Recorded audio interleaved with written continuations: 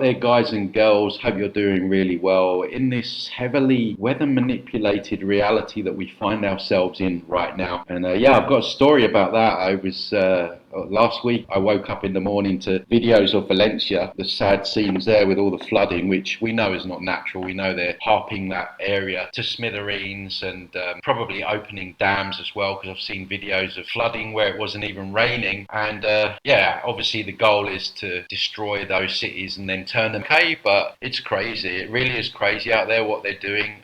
Even here, it's very stormy. It's been stormy for months on end. So I'm not fear mongering, but it might be worth just checking out wherever you are. The way I see it right now is that they are throwing the kitchen sink at us, and every day there's just something, isn't there? So, but I do think that when you're in it, when you're looking at it, from within, it's very crazy. But when you zoom out, I do see that this system is like a cornered rat, and it really just seems that they're throwing everything at us in a very short space of time, almost like time's running out. That's what it feels like to me. I don't know what you guys think. Let me know in the comments below. But anyway, I just wanted to share that with you because it was quite kind of a bizarre story that my mum just happened to be in Valencia. So, but yeah, anyway, we're going to get into this lady's testimonial. But she's going to be talking how she was pushed into the vortex by her spirit guides, her loving spirit guides, who love us so much that we keep recycling back here time after time. I want to sack mine. I mean, can you imagine? Can you imagine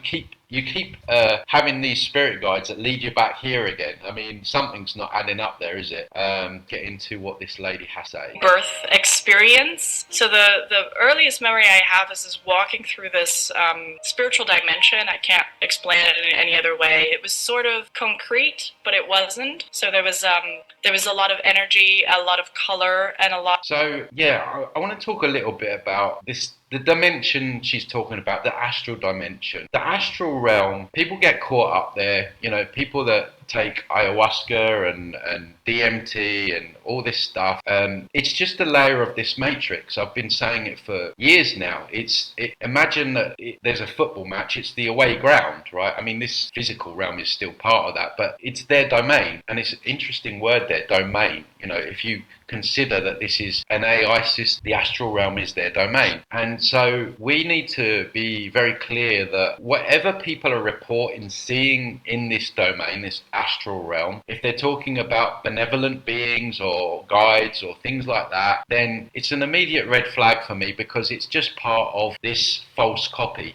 It's just a layer of this matrix. And this is why I have a problem with a lot of people have asked me to review this guy. I am going to get round to doing it. But the Darius J. Wright, he talks about benevolent beings within this realm. And, it's just a red flag for me, because it's part of this matrix. And whether we're here in physical form or when we pass over, we need to make damn sure that we're not still messing within the astral realm, within this layer of the matrix. We need to make sure we're clear of that, because it's their playground, basically, guys. So anyway, let's carry on. The other thing I would like to mention is look how like dazzling they make that astral. They put on all the bells and whistles to keep you lured into it, keep you be dazzled by it, and you often hear of the vibrancy of the colours and things like that. And again, it's just being discern in this dimension, in that dimension, and when we get out of here, it's just always having that discern. But they certainly dazzle us and put all the bells and whistles within that realm. A lot of almost like clouds around me.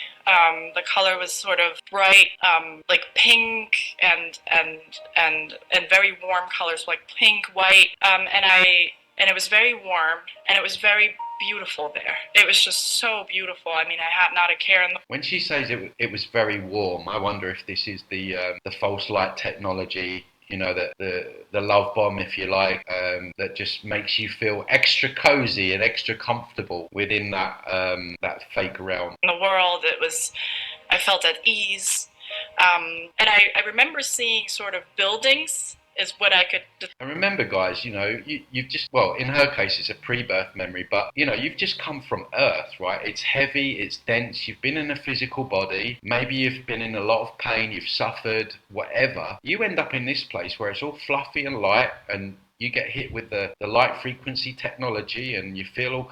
I mean, you can see how it gets people. Describe them in human terms in the background. And what I perceived was that those buildings were training buildings. Those were buildings. Training buildings. Training for what? Training for your lessons, because Earth is a school. That souls were kind of training and getting ready for their lifetime on planet Earth. And so they were making their plans for their lifetimes. They were, studying spiritual topics, and they were getting ready. So it was almost like a boot camp. I bet. Or like a camp. A boot camp. Imagine you pass over and you end up on a boot camp. And I had come from that, and I was what I can only describe as like walking down a path, but it wasn't a path in human terms, okay? It was more like, less concrete. And I was communicating with somebody next to me who was a spiritual mentor. That's how A spiritual mentor. So she doesn't know what this deity is, what this being is, but already she's placing this being as something higher than herself. She's giving her authority away. She's already saying that this was of a higher knowledge. And you hear that so often. It's almost like we have such a low opinion of ourselves, or we haven't figured out our own sovereignty. And so we immediately, when these people, they meet these beings, they immediately place them higher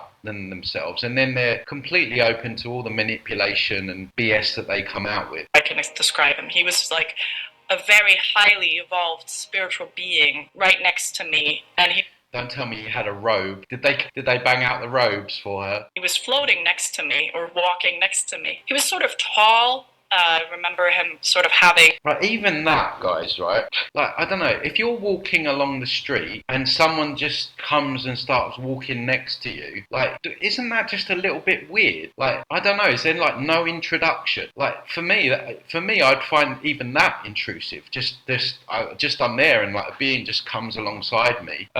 But again, these things never get questioned by these people. Like, darker robes on, but... There's the robes. They love their robes, don't they? They love their robe. Why do they love their robes? Because when humans see robe, I don't know why. Maybe it's like a past life thing, or I don't know. Our subconscious automatically just thinks wisdom, and then obviously we place these beings above our own authority again. Very loving being, but not a being that incarnates on planet Earth anymore. Yeah. I wonder why. It was more of a being that had kind of evolved and was now helping beings like me, get...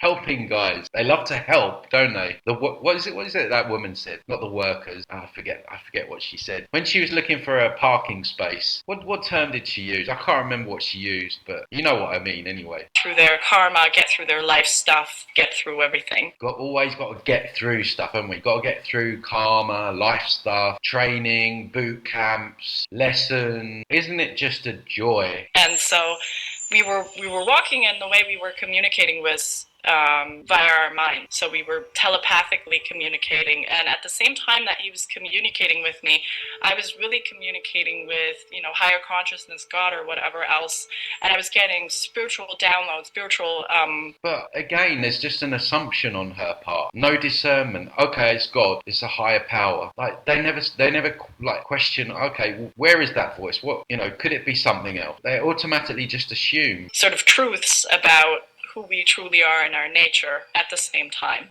And so at some point, I remember kind of getting this feeling of like, oh no, now we're getting close. Now it's almost time for me to go. And no!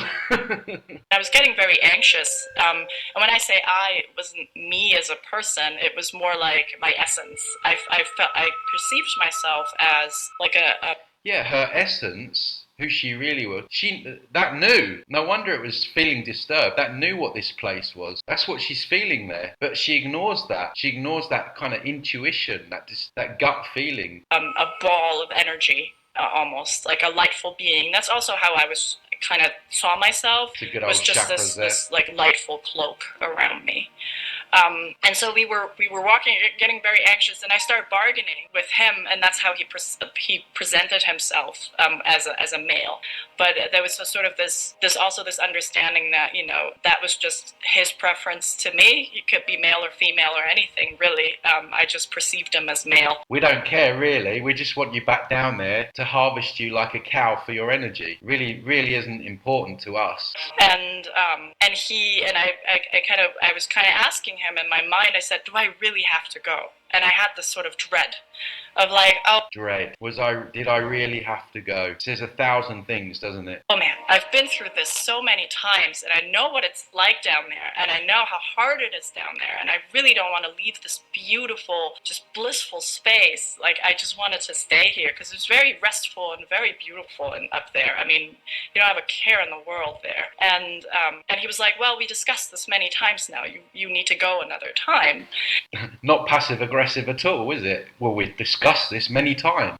What's that do? Like making her feel guilty or shameful? Or I mean, she's probably had a memory wipe, God knows how many times. So those discussions she probably doesn't remember anyway. But here we have this entity that she's saying is loving. She says it felt like I don't know what she just said, like a loving arm round the shoulders. She's saying she don't want to go, and now he's trying to shoehorn her back by guilting and shaming her and being passive aggressive. And I said, well, can this at least be my last time? Like, do I really need to go another time? And he was like, well, it's really up to you. I mean, if you do everything that you've decided to accomplish on planet Earth, then maybe this, he was like, it's probably not going to be your last time, but probably not going to be your last time. But if you accomplish all the things that you do, then maybe. I mean, seriously, guys, when you see it, you see it. It's so obvious. This is why I say, do not channel, do not deal with guides, do not deal with any beings in the astral gods, Egyptian gods, Greek gods. It's all a show. You could potentially skip over a couple of lifetimes and take a shortcut. And I remember in my essence and in my soul thinking at that time, like, that's what I want to do. I just want to power through this lifetime because I don't want to have to go back there again. And before we knew it, we were at this, what I can only describe as almost like a helicopter hub. So it was round, and it was like a vortex, and it was swirling in the middle. And I was standing in the edge of it, and I could see and perceive other souls standing with their mentors there as well, who had brought them there. It's almost like having to jump down a black hole or well, to a death or something. That's what it kind of feels like when she's describing it, that all these other beings are there. They don't really want to go at all, but it's like they want to like push you down there. Well, I mean, the title says pushed into the vortex, so we'll see what happens. But it just the reluctance of these people to want to come back down here and still believing that they have to come back down here because it's a school and they need to learn lessons. And even if they learn their lessons, this entity is saying, well, maybe it might not even be your last time, even if you do the things that you're supposed to do, that they're never told anyway. I mean, when do you ever research, when do you ever see these things where they said, what you need to do is this, and this? You never hear that, do you? It's just like, oh, you need to learn lessons, go back. Well, and then your memory's wiped anyway. There too, and it was very clear to me that those souls were born too. I mean, at that time I didn't have that concept of I'm being born, but it was sort of clear to me that those souls were departing too, and that they had gone there to say goodbye to the spiritual realm. And so I was standing there with him, and I was still bargaining, and I was like, I really don't want to have to go. Can't we do anything? Like, can't I just stay a couple more minutes or what?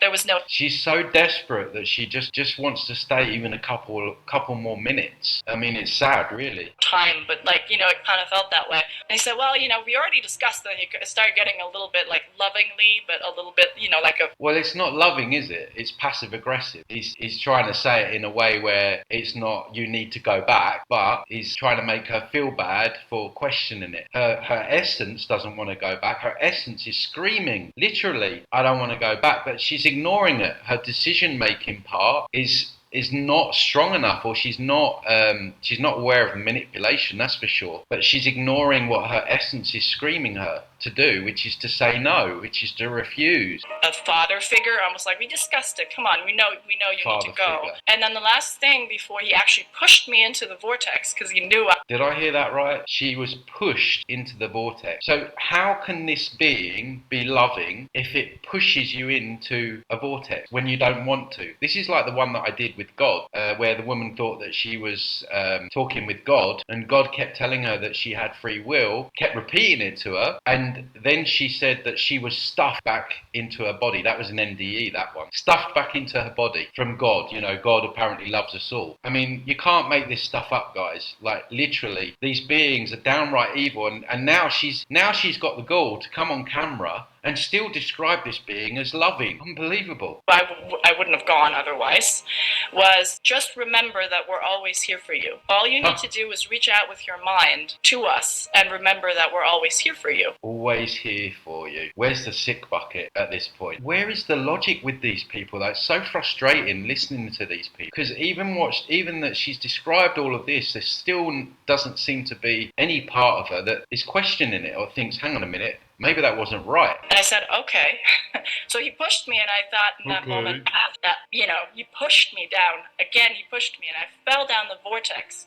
And so it was like the tunnel, but in reverse. So the tunnel that a lot of people see in their near-death experiences is what I fell through, but in reverse, almost like a two-way street. Yeah, you hear that a lot, the tunnel. There's been reports of souls going in one way and coming out the other way. So it sounds like what she's describing there. I'm still gobsmacked, really.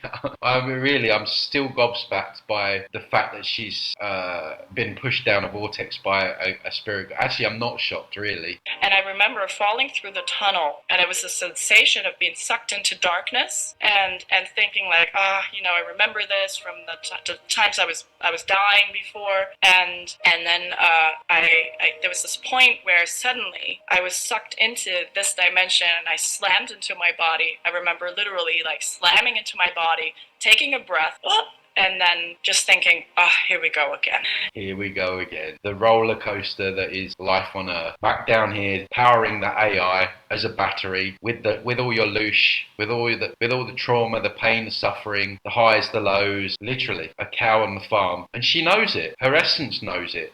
But she's just ignored everything because she probably doesn't think that there's any other option, or she's placed these beings' BS at the higher than her own intuition. And being just completely exhausted. Landing in my body was awful. It was just like this really like harsh, like rough, I was like literally slammed. It was like I was slammed into a wall. There was a lot of pain. It was cold. It was bright. And it was just, the thought was just, here I go again. And then after that, I kind of fell into just this, like not amnesia, but like, just, I was unconscious. I was passed out. And my mom will tell you that on the other side, I was actually 2 weeks late. So I was so late that the doctors were really concerned that I might. Yeah, she probably didn't want to come out. That's why. And that's what I believe a lot of abortions are. Look at the word abort. I believe that that's where the soul, quite often, there can be other things that happen as well. I really do think that is where the soul just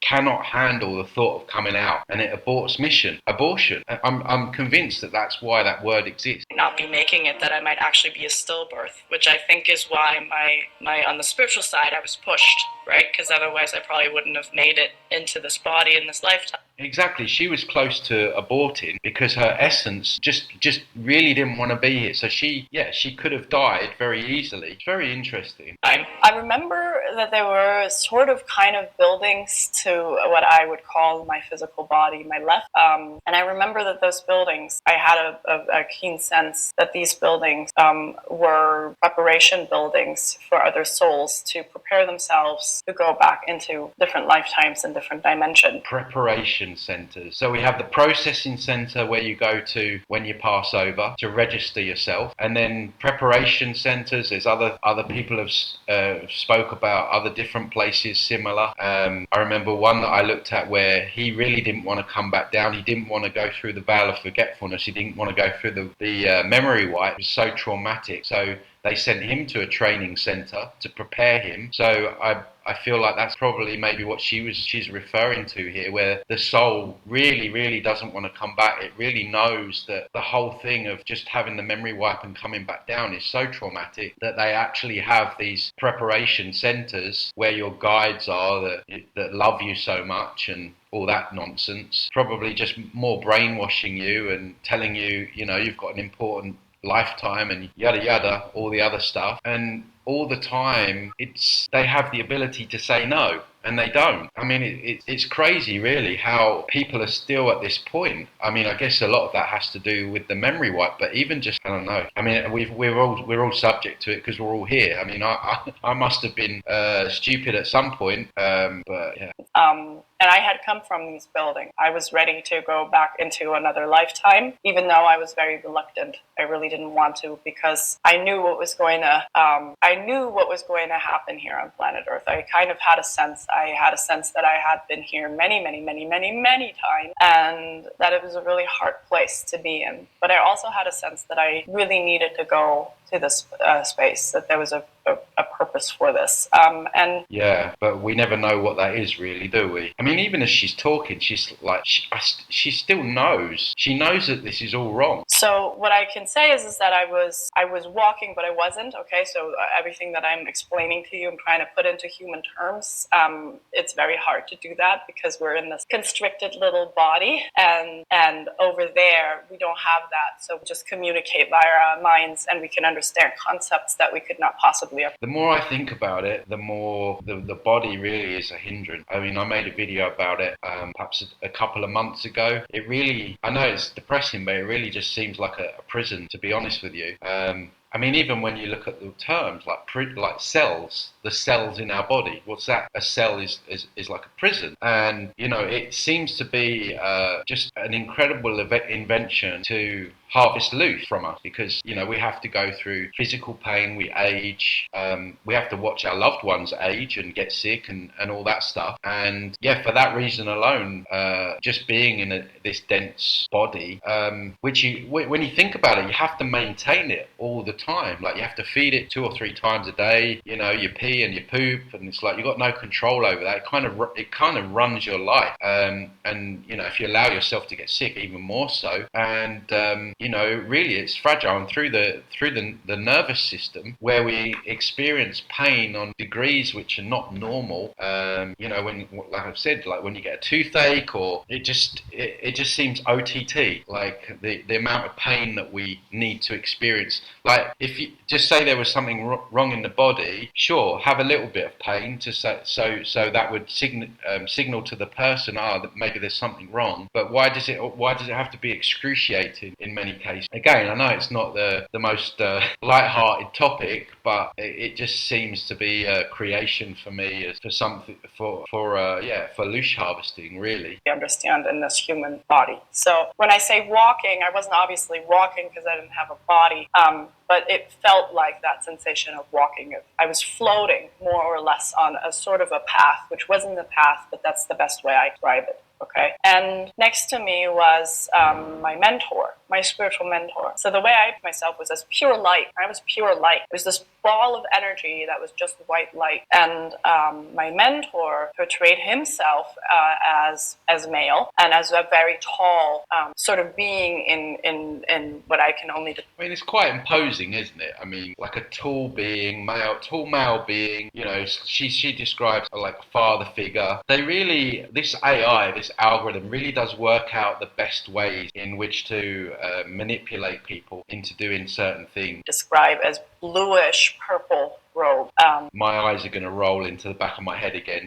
every one of these review videos is like, I'm going to have eyes in the back of my neck at some point. That's how he portrayed himself to me. Now, do I believe that there is such a thing as male or female over there? There is and there isn't. I think that it's all based on the soul and how they're comfortable. And so for me, my mentor has always been male for some reason. Okay, so we were floating down that little pathway, and I was really reluctant to go back. So we were having a telepathic conversation in our you know, in the energetic realm, you know, mind to mind, and we were having this telepathic conversation about me going back. And I said, I really don't want to go back. I really have to go because it's so beautiful over here. It's so lovely. It's such a beautiful, loving space. And yeah, but it's like I say, it's also part of the illusion. It's part of the delusion. They make it seem loving and peaceful, and they put on all the lights and the glamour and the bells and whistles. So when you're there, it's just, yeah, why would you want to leave that place? They have to make it like that. Hoping that maybe there's another way. Maybe there's another way that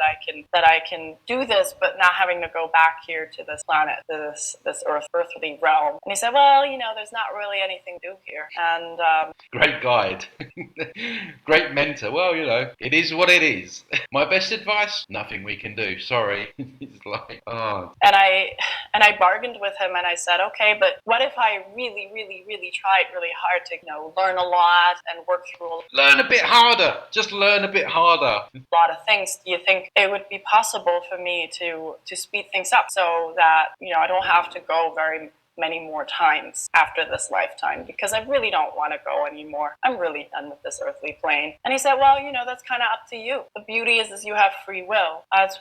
You got free will, but I'm just going to push you down this hole, all right? I know you don't want to go down there, but I'm just going to push you down there anyway. But you got free will, right? When you go back, you got to tell everyone you got free will. But we're stuffing people back into bodies and pushing people down holes. It's really up to you. You can decide what you want to do, and you can decide, you know, how quickly you want to speed through this. And, you know, at the end of this journey into this lifetime, you know, we can see, and maybe you've surpassed, you know, what we set up for this life. And who are these?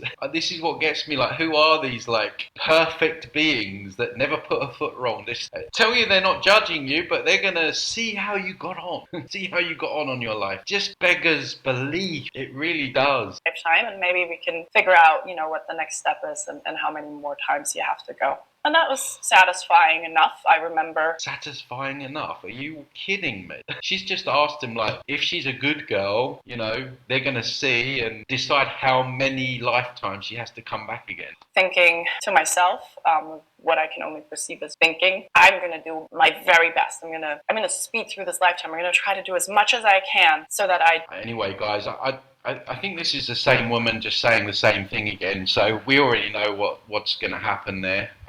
So she's going to get pushed down the hole. But she has free will. I mean, it's rinse and repeat with these people. But I wanted to review this video because it talks specifically about spirit guides and mentors. And of course, for years, I've been saying to people, don't connect with spirit guides. Don't, even you think you're dealing with God, you think you're dealing with Jesus, you think you're dealing with an alien race or angels. These are all these masquerading beings, and they want you down here. They want you taking paths that are going to lead to more loose creation, which could cause you more trauma, more drama. I got story after story after story working with different clients down the years, as I say, that thought they were working with these beings. Life has ended up in a complete mess, completely ruined. So all they're interested in is generating loose for themselves when you're down here by giving you misinformation. And yes, they have to give you some truths, and you might even get up to 90% of truth with these beings, with this channel material. They have to, because if there's no truth in what they say, you're not going to listen to them. And then, as I say, there's the rug pull, there's the dump in the punch bowl, where you'll listen to them and then eventually you'll end up smacking into a wall. So they're there to generate loose while you're down here, run agendas, run complete agendas for people, or for beings, like in the case of John or God, or hook you into a new age agenda where you're, you know, doing light language and all this stuff and encouraging others to do light language and stuff. They work through people to get them to run agendas, or they want to get you back down here again when you pass over. They're not your guides. They're your worst freaking enemies, guys. They are your worst enemies. So anyone channeling information or whatever or dealing with entities, or saying that they astral traveled, or they had these experiences with benevolent beings, if it's in this realm, if it's in this astral, if it's in their away ground, chances are it's going to be deception, and it's going to be manipulation. And we are the people go, oh well, where's all, can't all be bad, Tony. Well, I'm not saying that in the whole of creation there's not anything good, and in this domain we are the good beings. We are the essence beings, the essence players in this video game, if you want to look at it like that, which pretty much is like that. And we have to realize our power, and we have to realize that we are the authority. We these beings in cloaks and all that nonsense, this AI system, whatever they want to do with us, we have the authority over them, not the other way around. And we have to realize that we have to become sovereign, because even if you make it out of here, this matrix, if you've not developed those discernment skills, that sovereign spirit, as I call it, then you're going to be wide open to being manipulated stuff. So I think that's a good way to leave it, guys. So yeah, if you like the video, give it a like, thumbs up, share, comment, subscribe, all that stuff, and I'll see you on another video soon. You take care.